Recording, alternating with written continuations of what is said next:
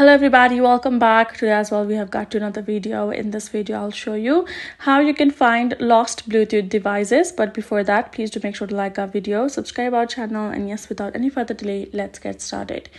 For that you need to go ahead, remember that you can find your lost Bluetooth device from a Find My. Now if you have Android device, you can go ahead, check that out, find my Bluetooth device on Google Play for Android. But if you have iOS, then you can go ahead, go to your Find My section, and here you will be able to switch to devices.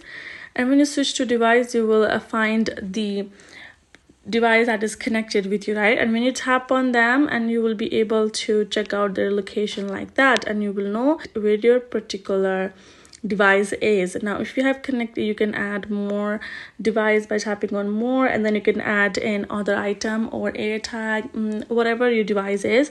Once you have added them, they will show in the devices section, and when you tap on them, you will be able to know where they are. Now make sure the internet is connected. Without internet, it will not show. So that's it. Hope this video helped. Thank you so much for watching. I'll see you guys in our next video.